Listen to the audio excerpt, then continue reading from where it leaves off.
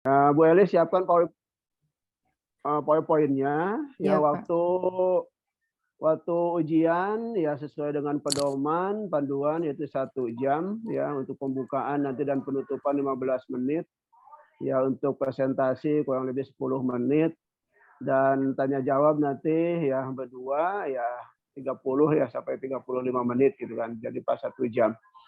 Kemudian mungkin untuk administrasi tanda tangan absensi dan berita acaranya mungkin kita offline aja nanti kalau sudah ada di kampus ya. Tapi tanggalnya tetap tanggal ini ya tanggal 22. Kemudian batas lulus ya kalau ketentuan ya 3 ya 3 atau 71. Belum berubah ya Bu Ani ya masih 3 ya.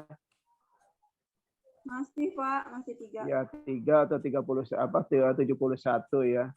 Nah kalau memang bisa belum lulus ya nanti kata saya nanti penguji apakah ujian ulang atau tidak ya nanti diserahkan kepada penguji. Ya saya sebagai moderator, marilah kita sama-sama berdoa dan diawali dengan Bismillahirrahmanirrahim. Bismillahirrahmanirrahim. Ada masukan dulu Bu Ani, Bu Linda? Cukup Pak saya Pak, lanjut Cukup aja. ya, oke dah. Kalau gitu silakan Bu Eli presentasi ya. Iya, Pak.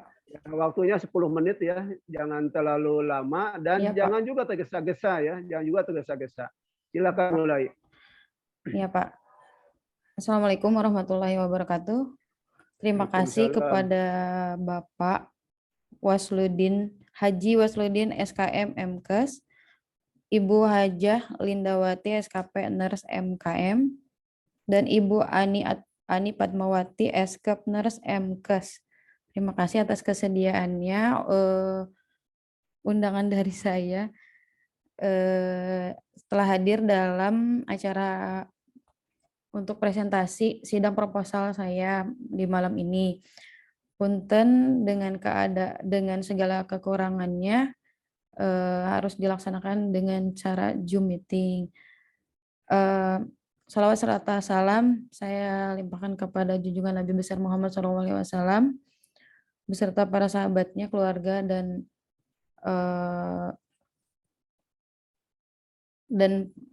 para keluarganya. Selanjutnya langsung aja ya Pak. Saya langsung share screen. Izin share screen ya Pak. Ya, silakan. Ya. Saya di sini mengambil judul hubungan dukungan keluarga dengan tingkat kepatuhan pengobatan OAT di Poliklinik Paru RSUD Kabupaten Tangerang.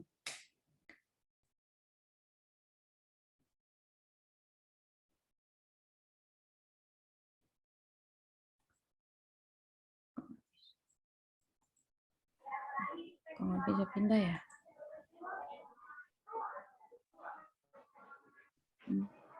Dientai aja, dientai coba.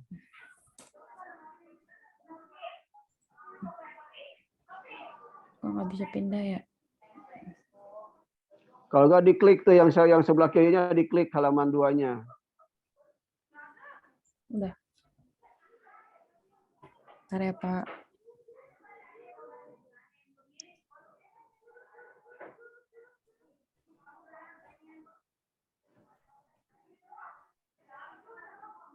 Tadi bisa kok. Coba di stop dulu screen-nya. Oke Pak. Stop dulu nanti saya poin ulang.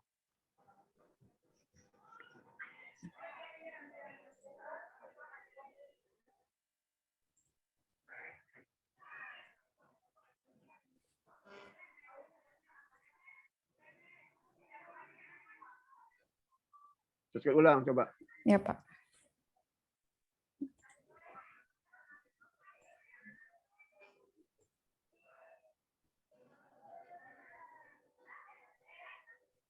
Coba dientai bisa nggak? Nggak bisa ya. Hmm? Dulu Pak, sebentar ya. Apa harus di close dulu ini ya? Apa ini harus di close dulu ya?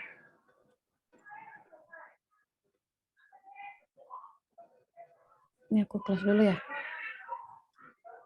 Ya, keluar dulu, stop dulu. Iya Pak, sebentar.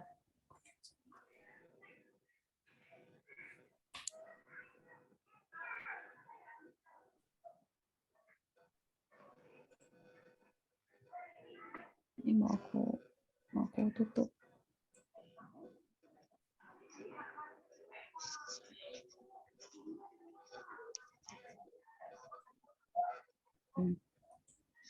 Ulangi.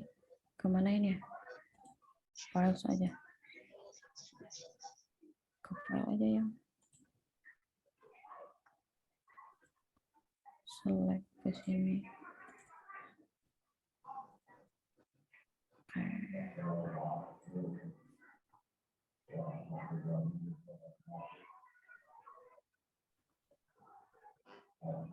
Ini apa ya?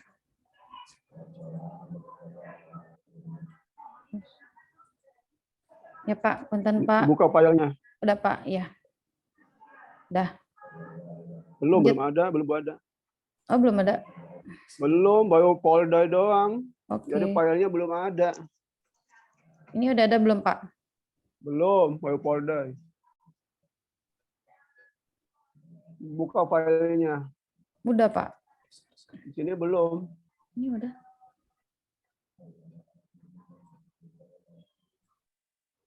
Coba kalau udah di second itu yang buka di sini belum nampak itunya materinya. Poin-poinnya belum nampak. Tapi di sini udah ya. Gimana dong?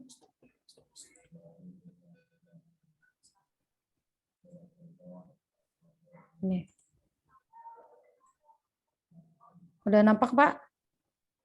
Sedang jalan. Ya. Nah, udah. Nah, sok lanjut. Coba di enter bisa nggak pindah? Ya, Pindah. bisa. Ya, udah.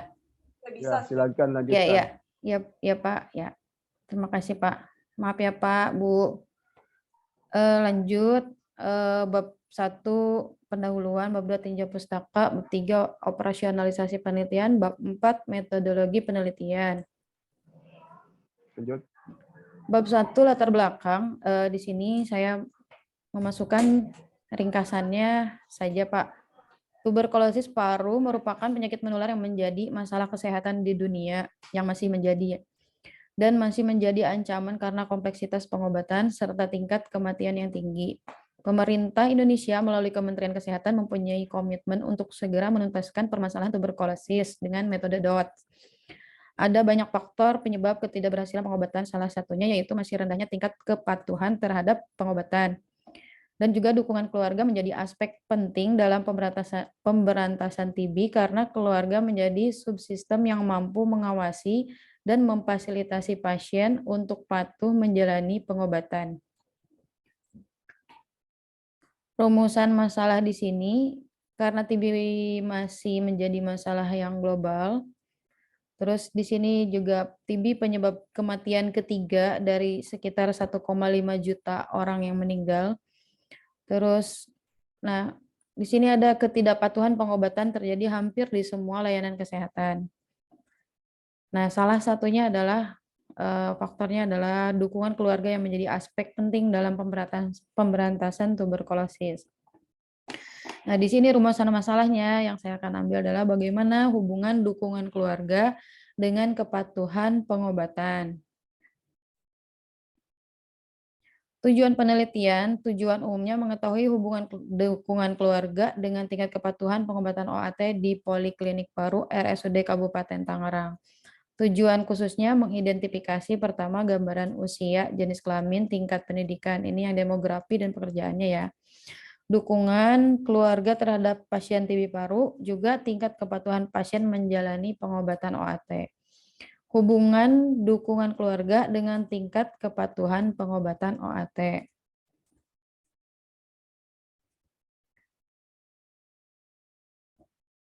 Di tinjauan pustakanya di bab 2 saya sudah masukkan di tuberkulosisnya pengertiannya, etiologinya, patofisiologinya, manifestasi klinisnya, pemeriksaan penunjang, cara penularan, pengobatan dan pencegahan.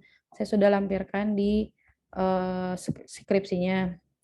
Terus di dukungan keluarga juga ada pengertian, sumber dukungan, fungsi keluarga, jenis dukungan, manfaat dukungan, faktor yang mempengaruhi, kriteria, dan cara mengukurnya.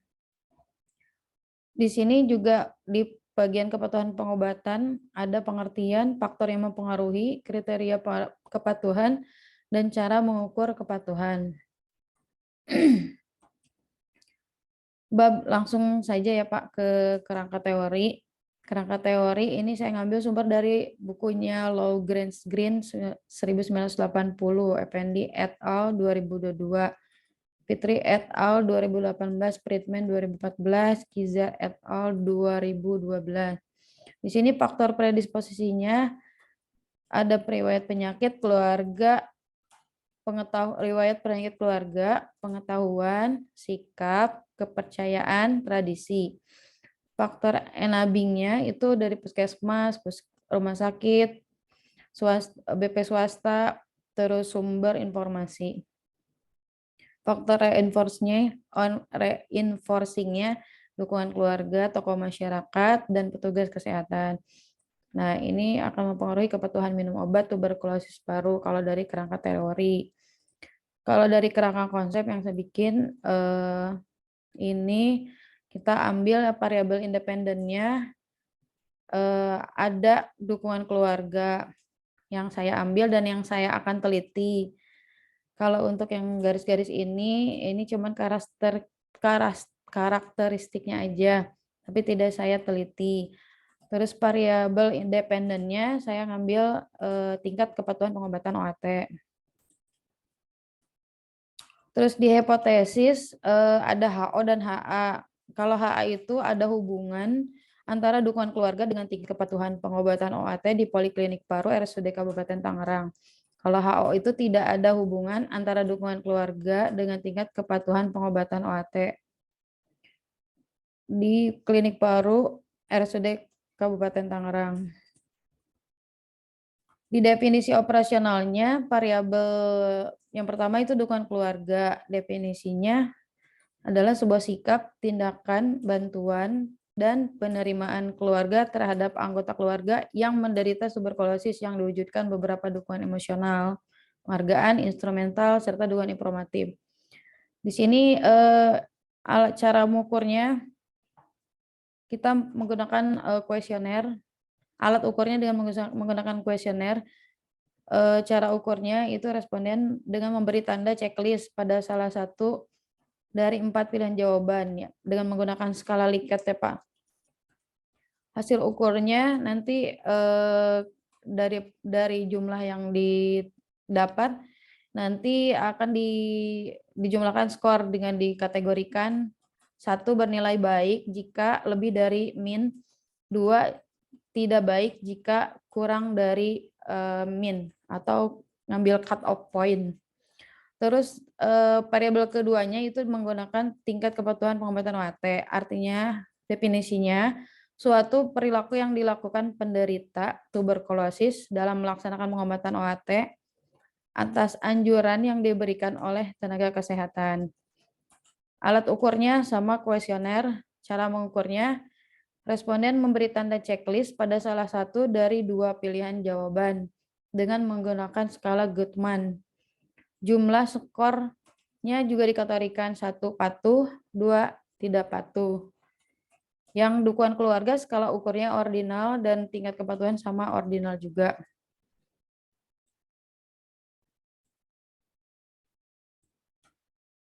Metode penelitian yang saya pakai itu desainnya deskriptif kuantitatif dengan pendekatan cross-seksional.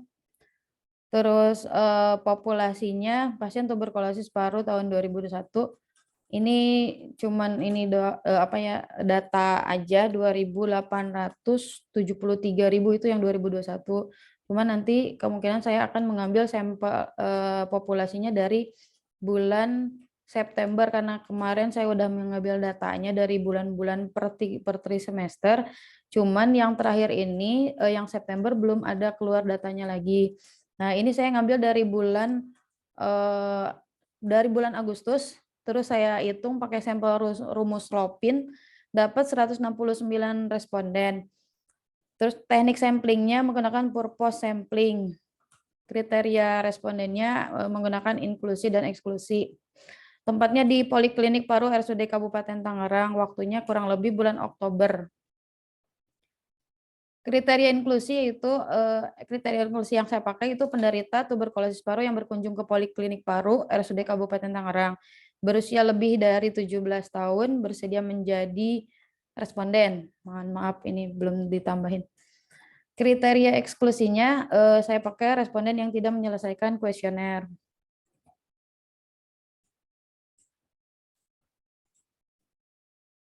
Pengumpulan data analisa. Pertama, kuesionernya ada 3 ya. Kuesioner demografi, kuesioner untuk dukungan keluarga, dan kuesioner untuk kepatuhan yang menggunakan MMSA. Terus prosedurnya administrasi dan pelaksanaan. Jadi pertama kita melakukan administrasi terlebih dahulu, ya mengajukan kepada RSUD Kabupaten Tangerang yang akan dilakukan penelitian di situ. Nanti kalau misalkan pertama minta surat pengajuan dari kampus nanti keluar suratnya nanti saya ajukan ke RSUD Kabupaten Tangerang, seperti itu. Setelah di ACC baru saya akan melakukan pelaksanaan penelitian. Manajemen data yang saya lakukan itu ada 5 tahap, ada editing, coding, scoring, entry, dan cleaning. Kalau sudah didapatkan hasil dari kuesioner ini, nanti saya editing dulu, diedit dulu mana yang yang sudah lengkap apa belum. Terus di coding ini nanti ada pengkodingan atau jadi yang tadinya huruf-huruf itu dijadiin angka-angka. Jadi misalkan kalau yang pernyataannya positif itu jadi nilainya 1, 2, 3, 4 gitu. Tapi kalau pernyataannya negatif kebalik jadi 4, 3, 2, 1 gitu. Nah, itu untuk scoringnya. Nah, terus nanti dimasukin dengan menggunakan SPSS, terus baru cleaning. Nah, setelah cleaning tersebut nanti dilakukan analisa data dengan menggunakan univariat dan bivariat.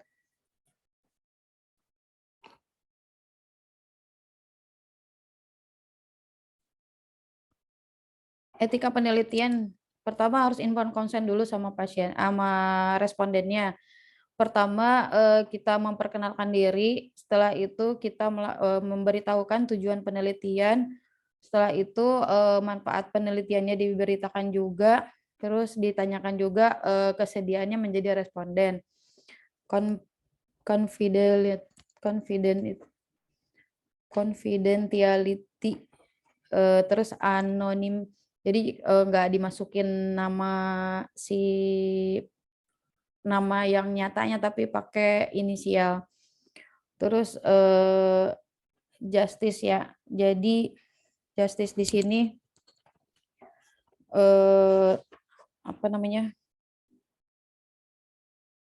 adil atau keterbukaan ya. Peneliti menghindari perbedaan perlakuan karena alasan ras dan jenis kelamin atau perbedaan yang lainnya. Daftar pustakanya Ari Kunto S. 2016, prosedur penelitian suatu pendekatan praktek Jakarta, Rineka Cipta. Sudah, usah dibacakan itu.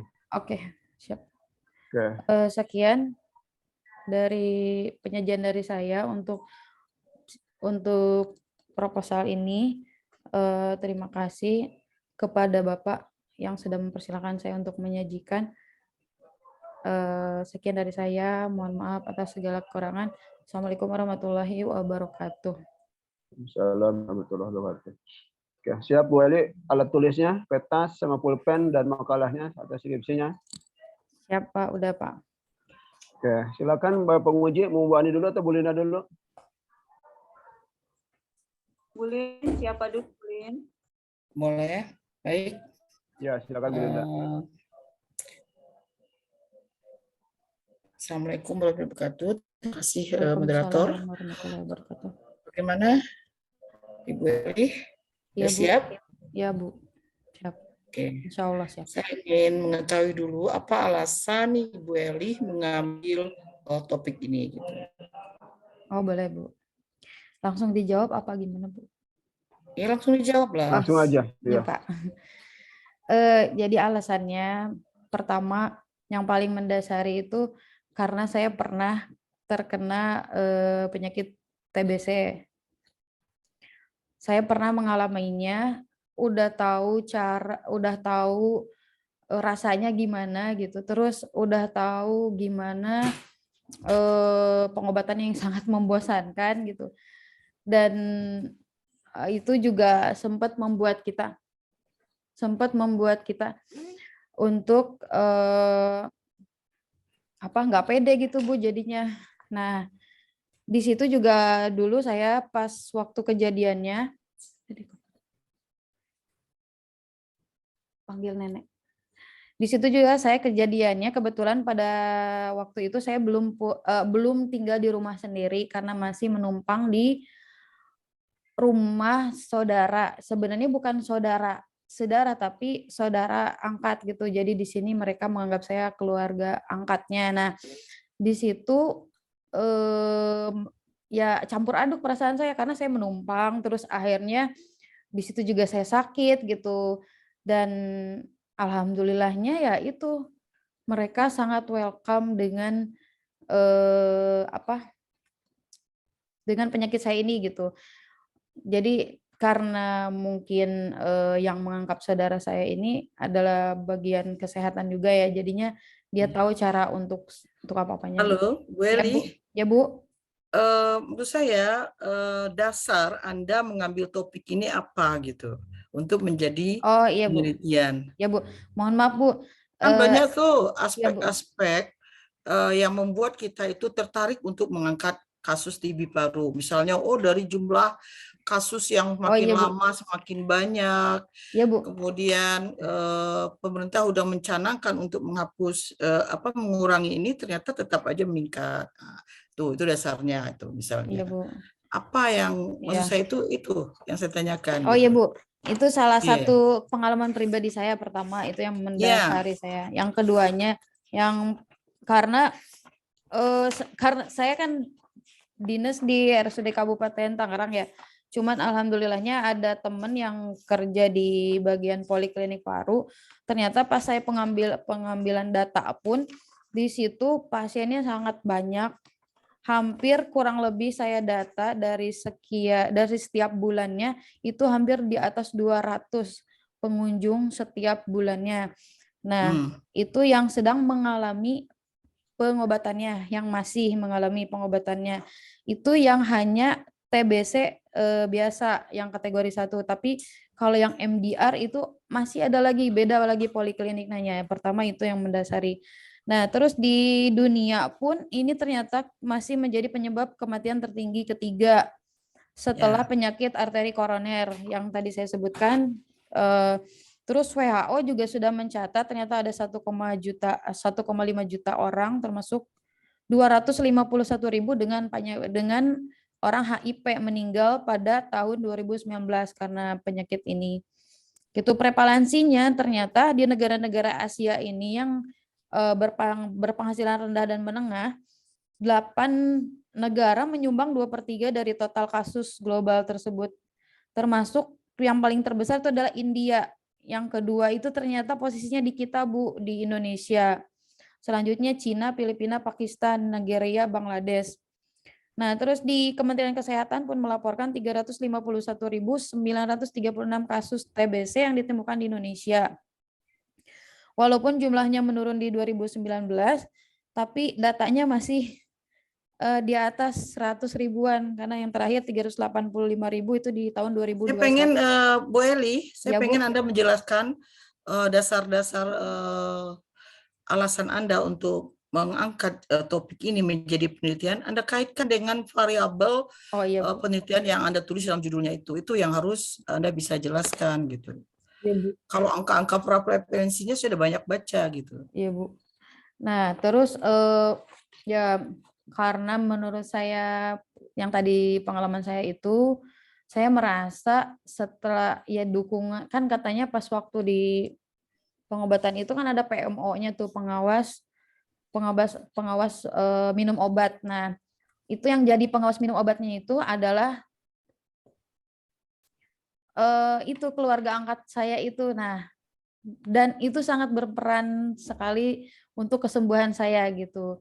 Saya didukung dengan seperti itunya. Nah, karena hubungan dukungan keluarga ini menurut saya sangat berpengaruh pada tingkat kepatuhan pengobatan OAT, yang saya juga sampai pernah sempat males gitu karena ngerasa udah 2 minggu setelah pengobatan itu saya merasa baik-baik aja gitu. Nah, apakah ini udah disebut sembuh apa bagaimana? Cuman karena setelah dimotivasi lagi, dikasih tahu udah jangan putus, kasihan sayang gitu dan lain sebagainya, terus selalu diingatkan minum obat dan lain sebagainya. Nah, alhamdulillahnya sampai dengan tuntas saya melaksanakan pengobatan OAT tersebut. Itu di pribadi Anda. Nah, bagaimana dengan di lokasi penelitianmu gitu? Itu yang pengen saya ingin tahu. Nah, ini di poli penyakit paru ya, poli paru kan? Iya, Bu. Nah, ada udah ini enggak? Ada hasil survei pendahuluan enggak? Bagaimana tingkat kepatuhan di sana tentang kepatuhan terhadap minum obat, ya? Iya. Dengan dukungan keluarga terhadap kepatuhan keluarga. Iya. Udah, Bu, saya udah melakukan hasil studi pendahuluan terhadap 10 pasien yang berkunjung di poli paru itu mengungkapkan bosan menjalani treatment dan 3 diantaranya pernah putus obat. Nah, berdasarkan fenomena tersebut, maka saya tertarik untuk meneliti tentang hubungan dukungan keluarga dengan tingkat kepatuhan OAT di Poliklinik Paru RSUD Kabupaten Tangerang.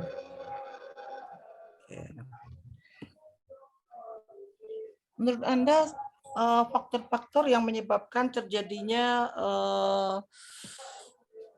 meningkatnya kasus paru ini selain kepatuhan apa saja? Meningkatnya. Apakah dari hasil jurnal-jurnal yang Anda searching, mana yang lebih banyak? Apakah disebabkan oleh pengetahuan atau memang tingkat adanya hubungan atau adanya dukungan keluarga terhadap kepatuhan minum obat ini? Gitu.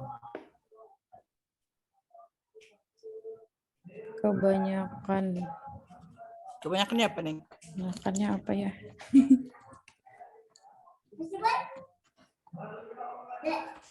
Di jurnal-jurnal, Bu, jurnal yang Ibu iya, ambil, apa? Kan mungkin ada yang faktor-faktor yang mempengaruhi kepatuhan, bukan hanya dukungan saja. Iya, Bu. Dan lain-lain. Ya, sebentar ya, saya buka dulu.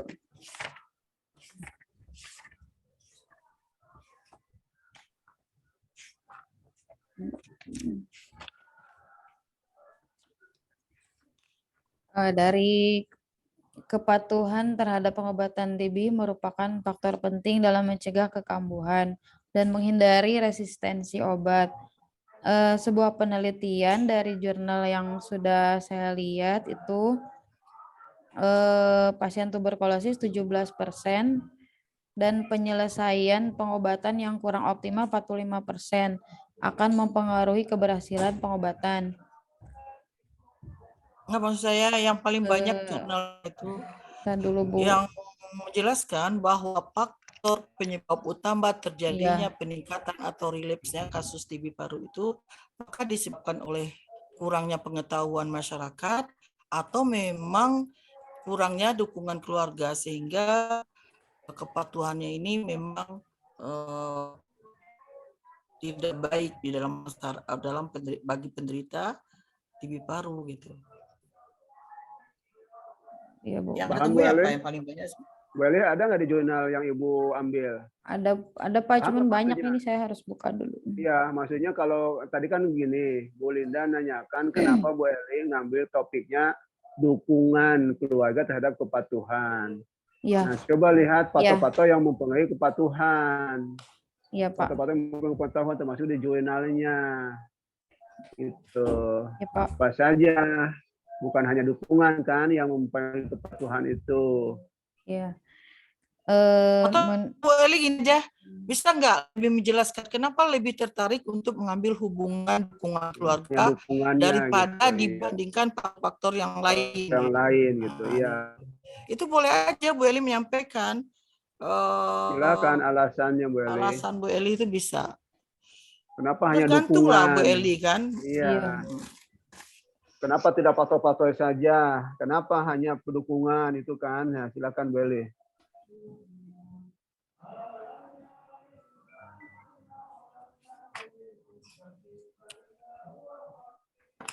Ya, kalau dari jurnal-jurnal yang sudah saya baca, itu salah satunya ya dari Fitriani dan Pratiwi dan Betty 2020, dukungan psikososial yang tidak memadai, kontribusi terhadap kepatuhan obat yang rendah. Nah, tetapi masalah ini dapat diatasi melalui konseling kesehatan yang secara efektif Coba mengurangi boleh. stres. Ya. Coba jelaskan tadi kata-kata yang tadi dukungan kontribusinya rendah terhadap kepatuhan. Nah, dari situ aja jelaskan coba. Iya, karena dukungan psikososial yang tidak memadai berkontribusi terhadap kepatuhan pengobatan yang rendah. Tetapi masalah artinya jelaskan dari situ. Artinya apa tuh? Ya, jadi kalau misalkan psikososialnya tidak terpenuhi dengan tidak terpuaskan gitu, atau tidak dukungan psikososial. Ya, terhadap dukungan sosial yang tidak terpenuhi dari, ya menurut saya itu, menurut saya dukungan psikososial yang tidak terpenuhi itu akan sangat mempengaruhi untuk berkelanjutannya untuk melanjutkan pengobatan tersebut gitu. Karena kalau udah males biasanya nanti males buat ngambil obatnya gitu, kayak gitu. Kalau yang dibaca di jurnal itu dukungan psikososialnya itu yang sangat mempengaruhi. Salah satunya yang dikeluarkan oleh Fitriani, Pratiwi, dan Betty 2020. Jadi untuk meningkatkan kualitas hidup pasien itu, ya salah satunya adalah dukungan psikososial tersebut. Ya cukuplah, Bu Eli. Ya, Bu. Saya akan meninggalkan pertanyaan tentang itu. Ya, Bu. Kalau kita lihat dari judulnya, ya, Bu. Apa yang dimaksud dengan tingkat kepatuhan tuh, Bu Eli? Bisa nggak dijelaskan kepada saya? Tingkat kita lihat kepatuhan. dukungan keluarga dengan tingkat kepatuhan. Ya, Bu. Tingkat kepatuhan itu menurut saya ya, Bu. Menurut saya kan ya, Bu? Iya. Ya. Ada di mana itu? Kalau Kan kita lihat. saya ngambilnya definisi operasionalnya, Bu. Oke. Ya. Definisi kalau yang saya ambil, tingkat kepatuhan itu suatu perilaku yang dilakukan si pasien dalam melaksanakan pengobatan atas anjuran yang diberikan oleh tenaga kesehatan. Jadi, pergunakan apa untuk mengetahuinya tingkat kepatuhan pasien itu? Untuk mengetahui tingkat kepatuhan pasien, kita menggunakan alat ukur, Bu. Iya, apa alat ukurnya? Alat ukur yang saya gunakan itu kuesioner. Iya. Kuesionernya tingkat kepatuhan dengan menggunakan kuesioner yang sudah valid, itu dengan menggunakan MMSA.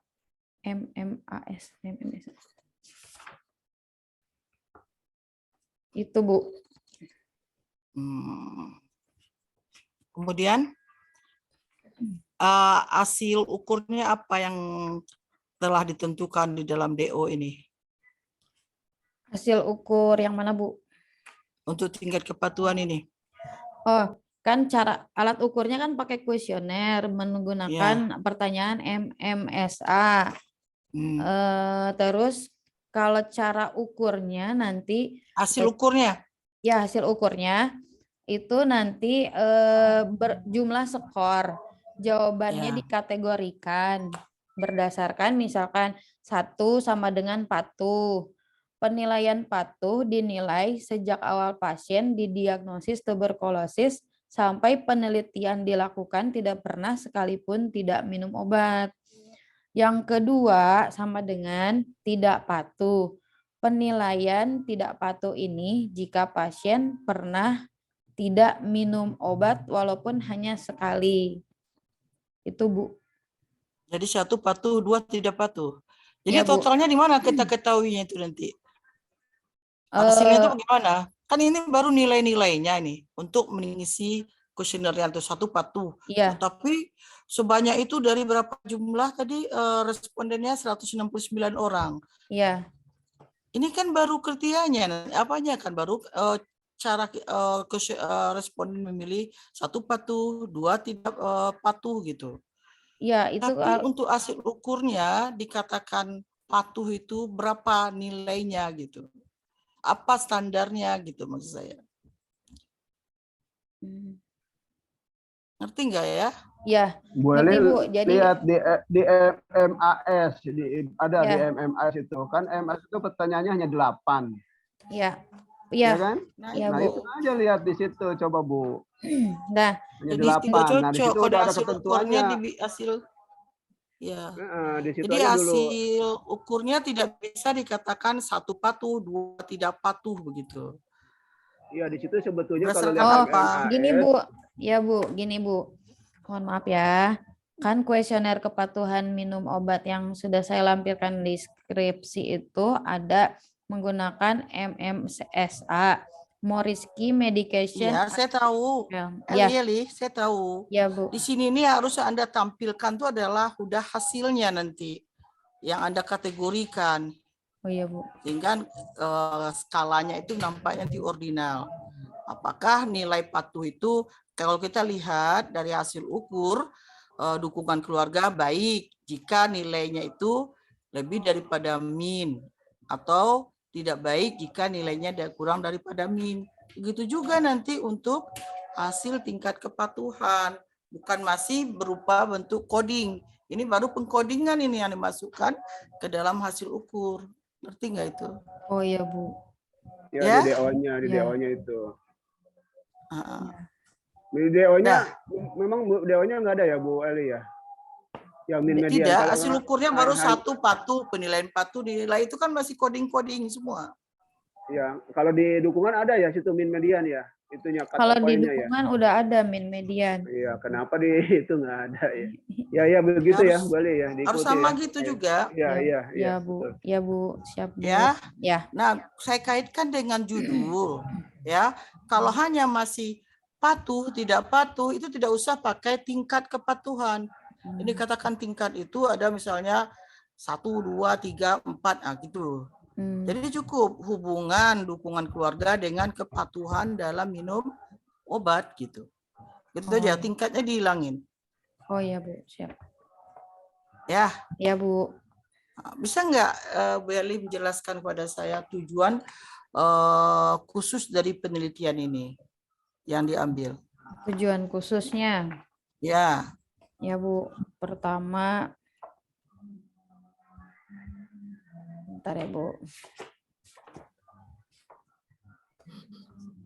Tujuan khususnya pertama, mengidentifikasi gambaran karakteristik responden yang meliputi usia, jenis kelamin, tingkat pendidikan, dan pekerjaan. Yang kedua, mengidentifikasi dukungan keluarga terhadap pasien tuberkulosis paru yang menjalani pengobatan OAT di Poliklinik Paru RSUD Kabupaten Tangerang. Yang ketiga, mengidentifikasi tingkat kepatuhan pasien menjalani pengobatan OAT di Poliklinik Paru RSUD Kabupaten Tangerang. Yang keempat, analisis hubungan dukungan keluarga dengan tingkat kepatuhan pengobatan OAT di Poliklinik Paru RSUD Kabupaten Tangerang. Itu, Bu, tujuan khusus. Kalau begitu, kalau tujuan khusus itu berarti kita menguji apa itu? Untuk mengetahui apa itu? Masing-masing apa dari judul penelitian kita?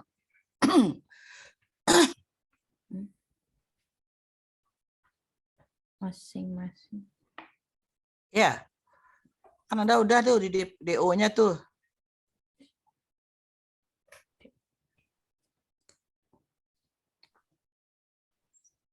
Untuk mengetahui apa itu? Telah dijelaskan tadi, tujuan-tujuan tadi, tujuan khusus tadi itu. Variabelnya, Bu. Iya, variabel apa? Variabel dependen. Ya, variabel dependen yang mana di situ? Variabel dependennya itu yang tingkat kepatuhannya. Kalau Ya. variabel independennya itu dukungan keluarganya. Oke, itu ya jadinya ya. Jadi tujuan kita itu, tujuan khusus kita adalah untuk mengetahui masing-masing variabel. Ya, jadi masing-masing variabel itu kita ketahui melalui apa kegiatan kita dalam penelitian ini. Pengukurannya melalui apa? Pengukurannya melalui kuesioner. Ya, pengukuran melalui. Tapi menggunakan analisa apa? Masing-masing variabel itu. Analisa, maksudnya.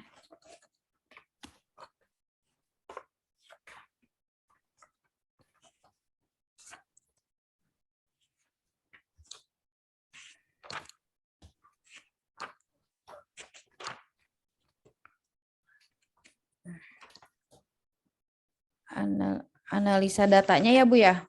Iya. Menggunakan analisa univariat dan bivariat. Yang analisa univariat yang mana itu?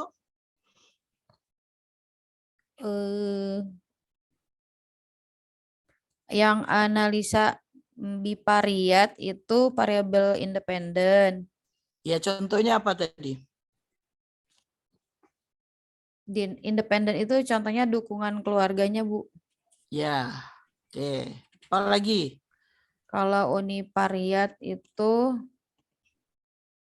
untuk hanya menghasilkan distribusi, frekuensi, dan presentasi dari tiap variabel.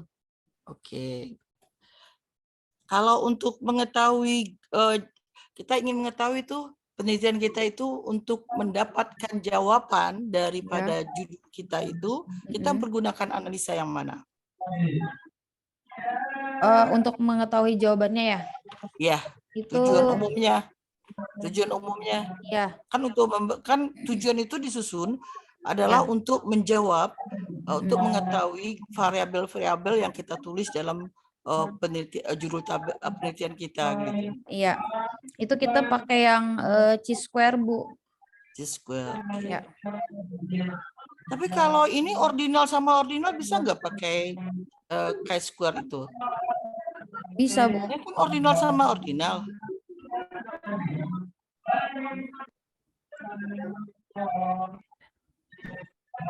Kategori. Lihat lagi, apakah ordinal sama apa ini nominal sama ini ordinal sama ordinal gitu kan?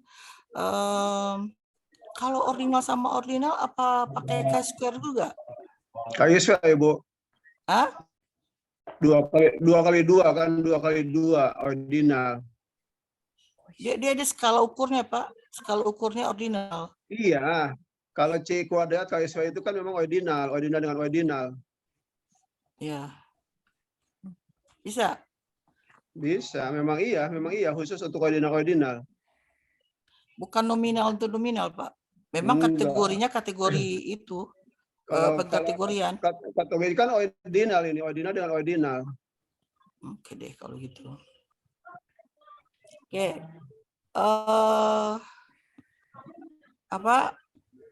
Nah, untuk mengetahui dia memiliki hubungan, kita apa yang dilihat nanti? Untuk mengetahui ada hubungan atau enggaknya, nanti kan udah dianalisa data menggunakan univariat dan bivariat itu. Nah, terus terakhirnya kita menggunakan itu pakai chi-square itu, uji statistiknya menggunakan chi-square.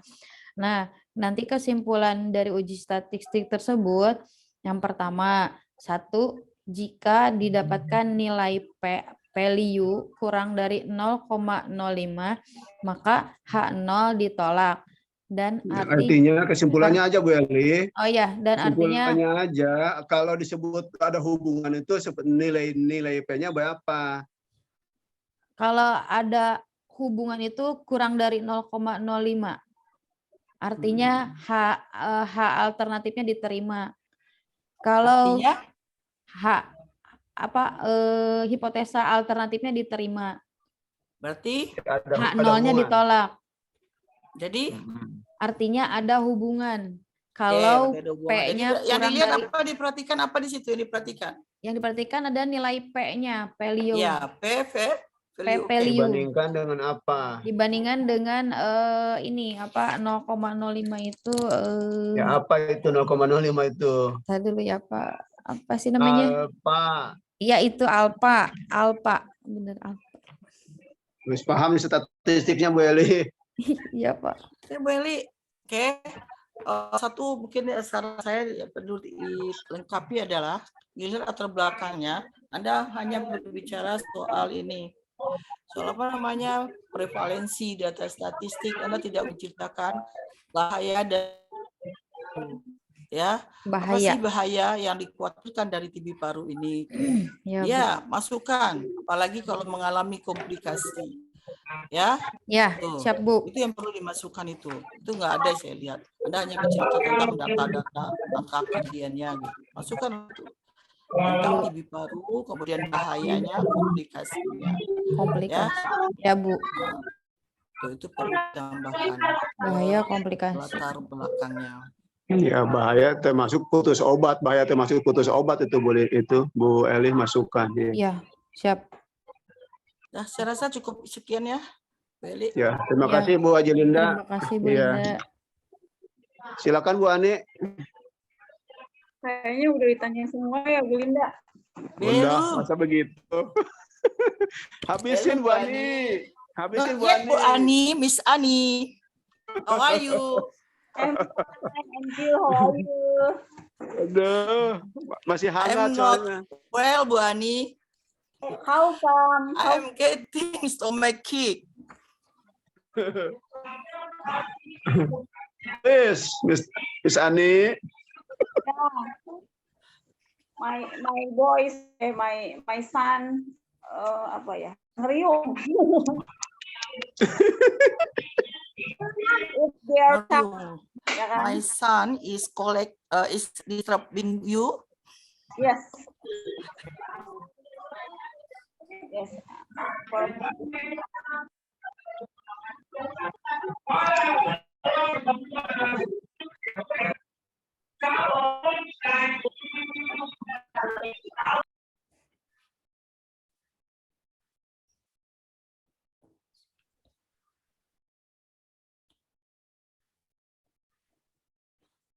Ya, Bu Eli. Ya, Bu. Tadi masukan dari Bu Linda dan beberapa pertanyaan sudah Ibu ya.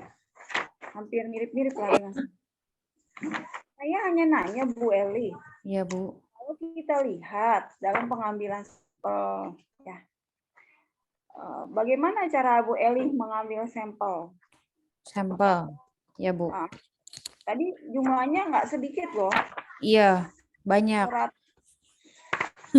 Ya Bu. Langsung aja ya Bu ya. Teknik pengambilan sampel. Saya pengambilan sampelnya pakai purposive sampling. Artinya salah satu teknik sampling di mana peneliti menentukan pengambilan sampel dengan cara menetapkan ciri-ciri khusus yang sesuai dengan tujuan penelitian, sehingga diharapkan dapat menjawab permasalahan penelitian. Nah, ciri-ciri tersebut saya menggunakan dengan kriteria inklusi dan eksklusi, Bu. Ya, artinya kan Bu, apakah berapa hari ini ambil sampel ya? Bu nggak kedengeran punten. Berapa hari Ibu akan ambil sampel ya? Oh, kurang lebih 1 bulan Bu. Karena sampelnya kayaknya cukup banyak, tapi saya berharap sih di bulan depan saya yang ambil populasinya di bulan September, semoga sih udah agak menurun gitu ya. Jadi nanti sampelnya ngambil dari hasil perhitungan populasi lagi Bu. Oh, artinya belum tentu pertanyaannya. Artinya Anda perlu juga menuliskan Menggunakan populasi bulan Agustus atau September. Karena di sini yang jadi patokan adalah bulan Agustus ya. Iya, untuk sementara yang saya ya Bu. Kalau seandainya ada yang tidak sesuai agar menggunakan 169.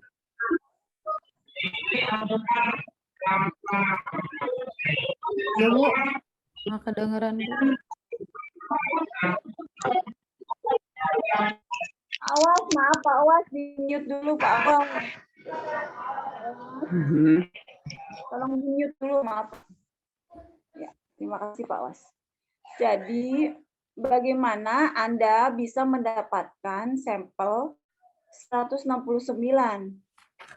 Apa antisipasi kalau seandainya ada yang drop out sebagai sampel Anda? Apa yang dilakukan?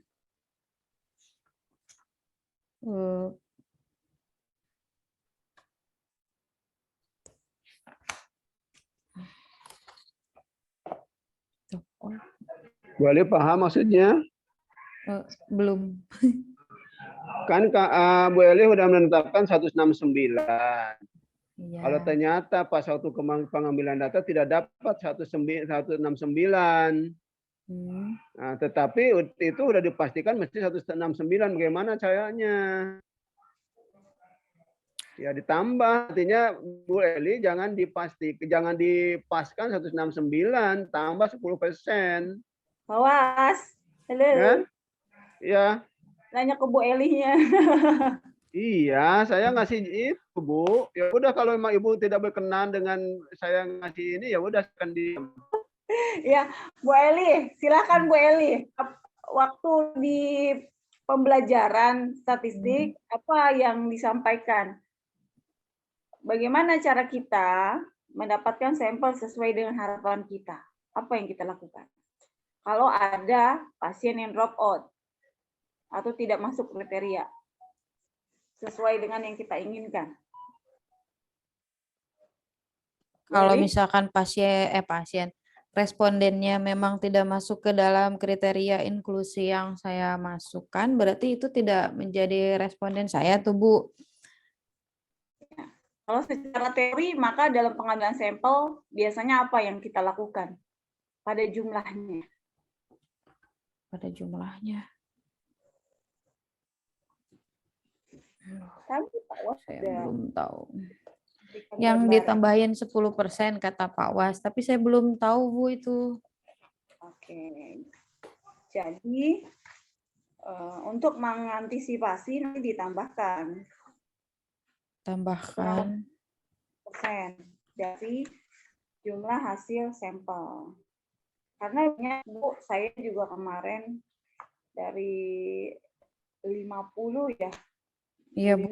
Saya 30 ya.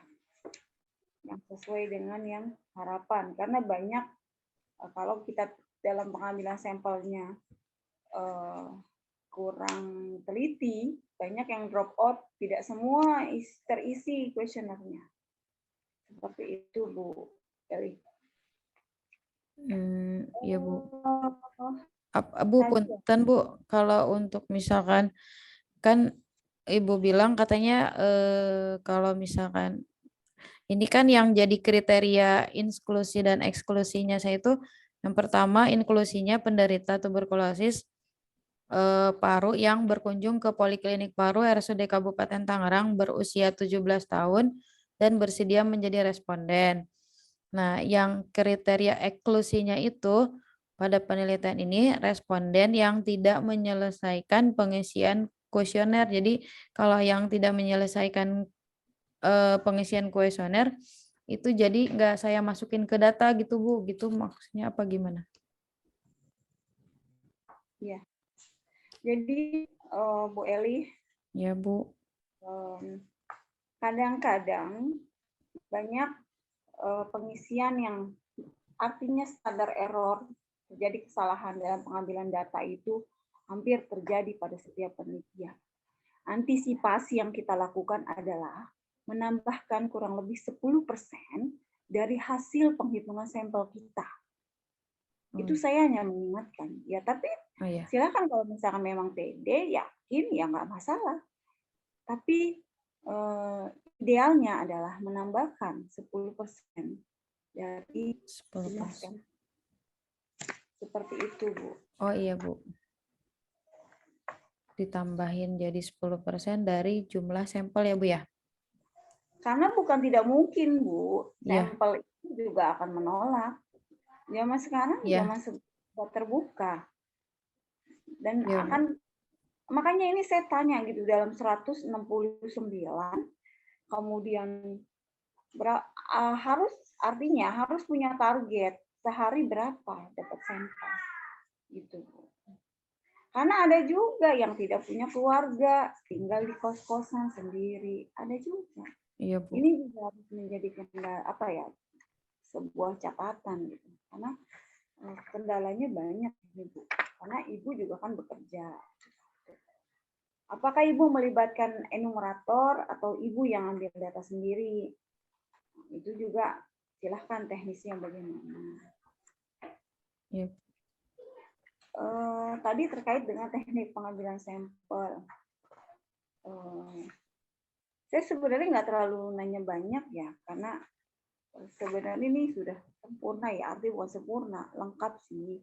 Hanya saja memang tadi yang disampaikan oleh Bu Linda tuh kurang menukik gitu ya. Kurang apa ya? Kurang tertuju, kurang fokus. Jadi apa sih sebenarnya, kenapa sih kita itu mengambil judul hubungan dukungan keluarga gitu ya? Yang ini ternyata berhubungan dengan tingkat kepatuhan pengobatan. Di pendahuluan ya, nanti ditambahkan. Iya, Bu. Ibu harus menambahkan evidence base ya. Iya. Ada hubungan antara dukungan keluarga dengan kepatuhan orang minum obat. Di sini tidak ada tadi yang sempat disampaikan. Kemudian tadi pendahuluan yang Ibu sampaikan juga tidak mendukung ya terhadap judul, karena yang Ibu sampaikan hanya studi pendahuluan mengungkapkan kebosanan menjalani treatment dan 3 diantaranya putus obat. Tapi Anda tidak menggali bagaimana dukungan keluarga terhadap 7 orang ya, 7 orang yang tetap patuh minum obat ya. Nah, apakah karena faktor dukungan keluarganya baik atau tidak? Sehingga Anda menampilkan ini hanya menyampaikan saja bahwa oh ya ada orang yang putus obat, tapi tidak mengkaitkan apakah ada fakta di lapangan ternyata dari 7 orang yang dia tidak putus obat itu memiliki dukungan keluarga yang baik. Paham nggak maksud saya, Bu Eli? Iya, Bu. Paham, Bu. Ya. Nanti di pendahuluan tolong ditambahkan tadi yang disampaikan Bu Eli. Evidence based practice-nya, Bu ya. Nah, beberapa hasil penelitian yang menunjukkan bahwa memang ada hubungan antara dukungan keluarga dengan tingkat kepatuhan, Bu. Kemudian Bu, tolong nanti dilihat konsistensi penulisan tuberkulosis pakai huruf K dengan tuberkulosis pakai huruf C. Ya, Bu. Kalau dia pakai huruf C artinya kan in English. Iya. Jadi miringkan. Miringkan ya, Bu ya. Ya, Bu. Kalau dia dalam huruf K maka dia tidak usah dimiringkan. Iya, Bu. Bu,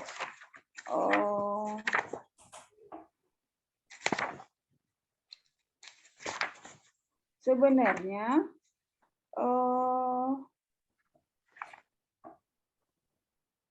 perlu juga mencantumkan ada beberapa Bu, tahun dari misalkan halaman 26 ini tahun berapa sih Fitriani Pratiwi ini? Perlu kita mencantumkan literasi tahun berapa? Fitri 2000 berapa ya?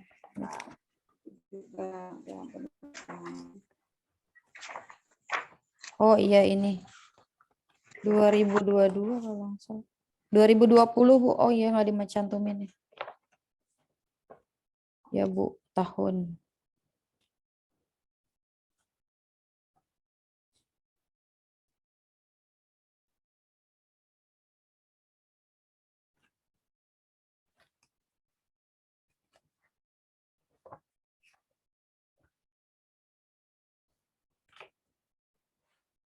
Ya Bu Ani.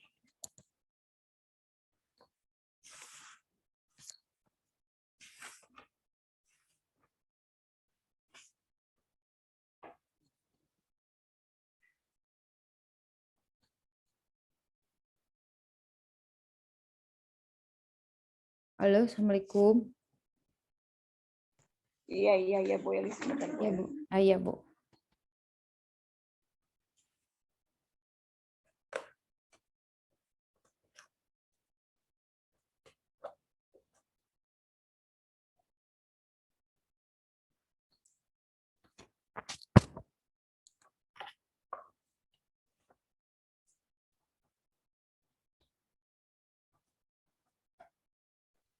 Tapi kalau teorinya Lawrence Green ini adalah terkait apa ya Bu? Ini kerangka konsep Bu. Ya, artinya tentang apa kalau Lawrence Green ini? Saya tanya. Tentang ini mana ya?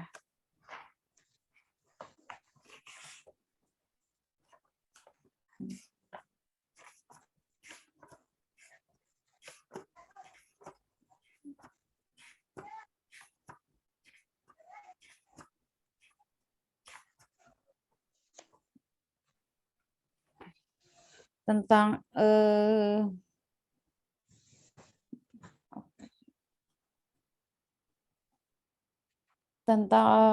yang mempengaruhi kepatuhan minum obat, Bu. Dari faktor predisposisi, faktor enabling, dan reinforcing.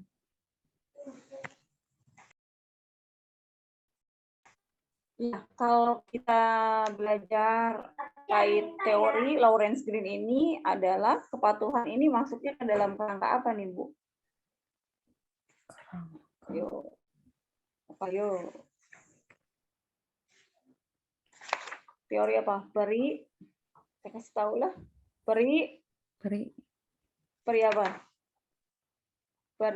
Primer.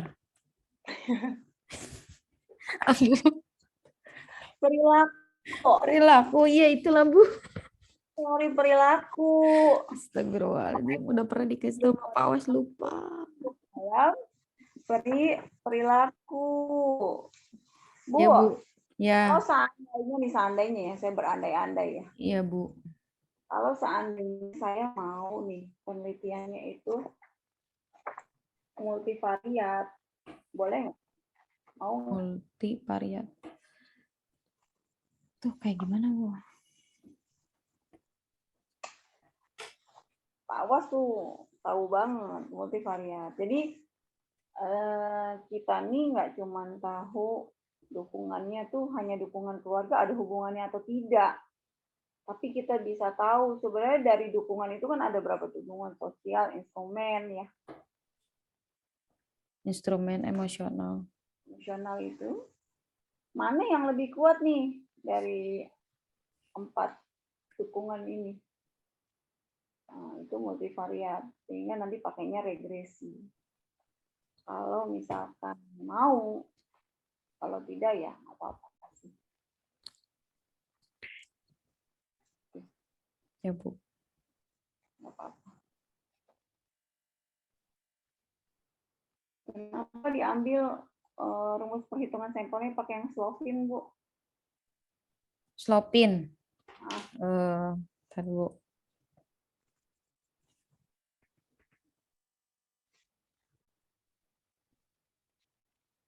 Slopin.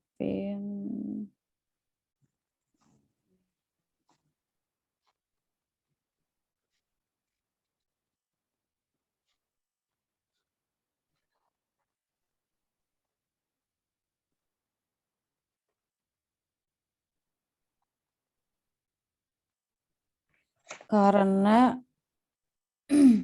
merupakan metode praktis untuk menentukan ukuran atau jumlah sampel dengan syarat jumlah populasi yang relatif besar. Dan jumlah Kak, populasinya pasti ya. kenapa, Bu? Ya, iya. Oke.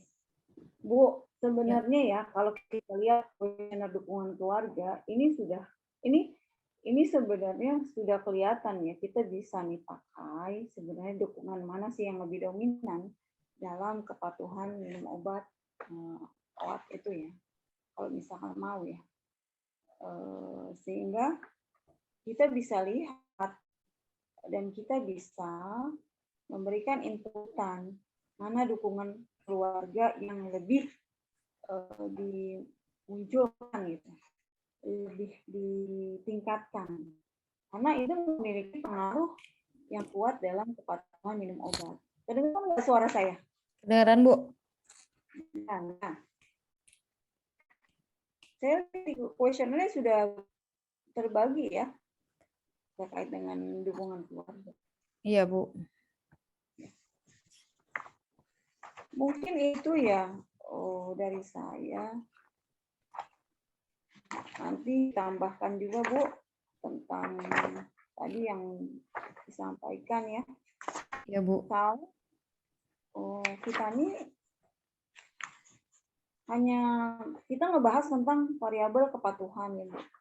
Tapi kepatuhan itu sendiri Ibu hanya mengangkat sedikit gitu. Justru yang Ibu angkat banyak itu adalah tuberkulosisnya. Nah, tapi variabel kepatuhan itu sangat sedikit saya lihat. Materinya ya Bu ya? Materinya ya Bu. Oh, kita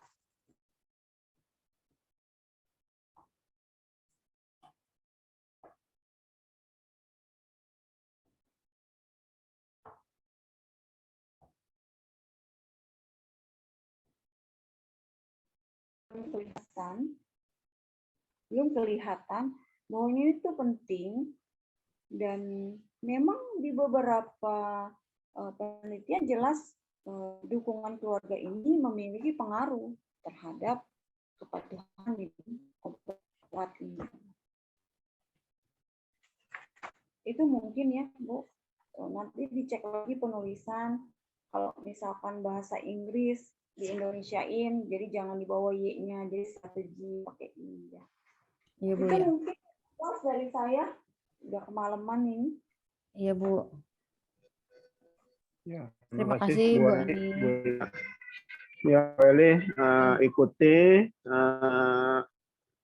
ya saran daripada penguji ya, mereka sudah lebih baik ya dibandingkan dengan saya, metodologi penelitian dan teori dan lain-lain. Silakan ikuti kekurangan-kekurangannya. Dan saya pesan Bu Eli, jangan hanya mau dan bisa menulisnya, tapi harus memahami isi yang ditulis. Ya, tadi tiap-tiap pertanyaan ingin dijelaskan, minta dijelaskan daripada isi yang Ibu tulis, Ibu belum bisa menjawab. Jadi selanjutnya, selain menulisnya, ya harus paham apa yang ditulis. Ya, Bu Eli ya, untuk supaya lebih baik lagi nanti dalam sidang ujian akhirnya, ujian skripsinya, ya. Ya Pak. Oke, jadi secepatnya ini perbaiki ya sesuai dengan masukan-masukan daripada penguji, dan kalau sudah diperbaiki baru diusulkan izin dengan proposalnya, karena rumah sakit itu kalau izin penelitian rumah sakit harus ada presentasi dan pengajuan izinnya dengan proposalnya yang sudah betul ya secepatnya. Ya Pak. Ya, ya terima kasih Bu Ani dan Bu Linda. Ada lagi masukan Bu Linda?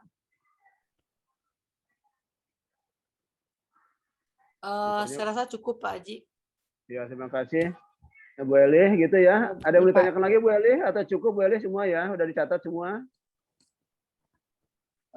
Mohon maaf Pak, yang tadi dari Bu Linda itu yang hasil ukur patuh tidak patuhnya itu jadi harus Ya itu cut off Apa? point-nya kan nilainya seperti Oh, apa? Apa disebut patuh itu kalau nilai Iya. berapa?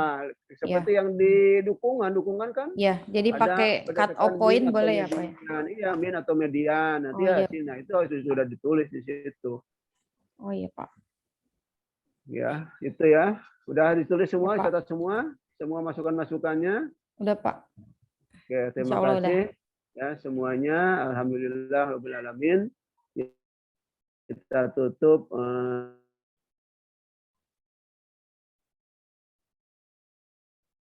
Assalamualaikum warahmatullahi wabarakatuh. Waalaikumsalam warahmatullahi wabarakatuh. Saya izin lab ya untuk semuanya ya. Ya Pak. Ya Pak, Bapak terima kasih, Bu Lina terima kasih, Bu Ani terima kasih. Semoga sukses. Sama-sama Bu, sehat-sehat ya Bu di sana. Ya. Ya, Assalamualaikum warahmatullahi wabarakatuh.